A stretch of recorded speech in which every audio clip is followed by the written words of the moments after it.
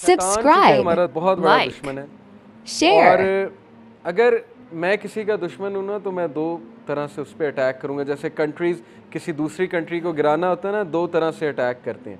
मार तो सकते नहीं, ज़ाहिर है, डायरेक्ट जंग तो कर नहीं सकते। एक विल पावर तोड़ते हैं, दूसरा उसकी सोर्सेज काटते हैं उस दूसरी कंट्री की, उसकी इकोनॉमिक सोर्स, उसकी पॉलिटिकल सोर्स, उसके सारे सहारे चेक करते हैं, एक एक को काटते हैं। शैतान आज हमारे साथ यही कह रहा है। एक वो हमारी विल पावर तोड़ रहा है। विल पावर कैसे तोड़ रहा है? नेगेटिव सेल्फ टॉक से कि तू बेकार है, तू किसी खाते में नहीं है, तू कर ही नहीं सकता, तू बच ही नहीं सकता, तू एडिक्ट है, तू बेकार हो चुका है। लोग अब ईमेल्स मुझे करते हैं, इतनी लैंग्वेज उन्होंने नेगेटिव यूज़ की होती है, मुझे दुख होता है कि यार ये अशरफुल मखलूक़ात ये बात कर रहा है जिसको अल्लाह ने फ़रिश्तों को कहा था कि सजदा करो। क्या ये एक इंसान की टोन हो सकती है? बड़े दुख की बात है कि वो विल पावर ही तोड़ बैठा अपनी। वो ये कह रहा है कि मैं ख़त्म हो गया हूँ, मैं बच ही नहीं सकता।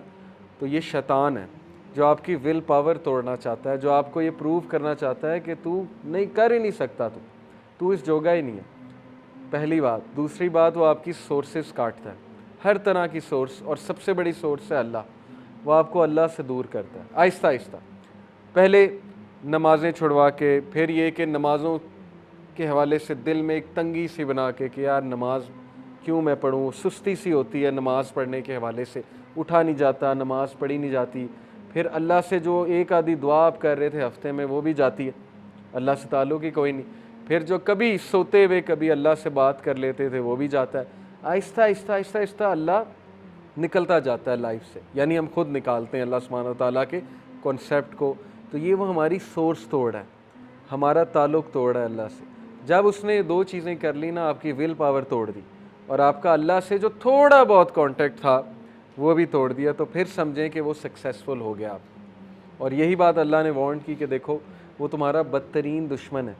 आज हमारी यूथ डीमोटिवेटेड क्यों है? क्योंकि उनको नाउमीदी है।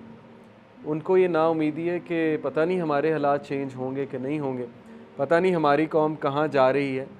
तो ये नाउमीदी से हमें निकलना पड़ेगा हमारी विल पावर के थ्रू। ईमान की ताकत तो बहुत ऊपर की बात है, पहले तो हम विल पावर की बात करें ना। एक बंदा चेंज नहीं होना चाहता, उसको कैसे कोई चेंज कर लेगा? एक बंदा अपने हालात को तब्दील ही नहीं करना चाहता, ये तो कुरान में है। सूरह रात में अल्लाह कहते हैं कि अल्लाह उस कौम की हालत नहीं बदलता जो खुद नहीं बदलना चाहते। उसकी हालत कैसे अल्लाह बदल देगा? डिसीजन ही नहीं ले रहा है एक बंदा चेंज होने का, वो अपनी गलतियां ही नहीं करेक्ट करना चाहता, वो सबमिट कर चुका है। वो कहता है कि मैं ही गलतियां करूंगा ही करूंगा, मैं एडिक्ट हो चुका हूँ, अब मैं नहीं बदल सकता। तो कैसे उसको अल्लाह ताला तब्दील कर दे? ये सोचने की बात है। अपनी विल पावर पे काम करें, अपने आप से पॉजिटिव सेल्फ टॉक किया करें, अपने आप को थपकी दिया करें। ओके, जब आप कोई अच्छा काम करें अपने आप को अच्छा ट्रीट किया करें। Negative self talk is very bad. चूँकि मैं पॉजिटिव साइकोलॉजी पढ़ता रहता हूँ, हमेशा पॉजिटिव इंटरप्रिटेशन किया करें हालात की। हर इंसान से गुनाह होता है, इंसान फिसल जाता है, लेकिन गिव अप ना करें। ये ना कहें कि बस अब मैं गुनाह ही करूँगा, मैं तो आदी हो चुका हूँ, गुनाह मेरी रूटीन बन चुकी है, अब मैं नहीं बदल सकता, मैं नहीं चेंज हो सकता।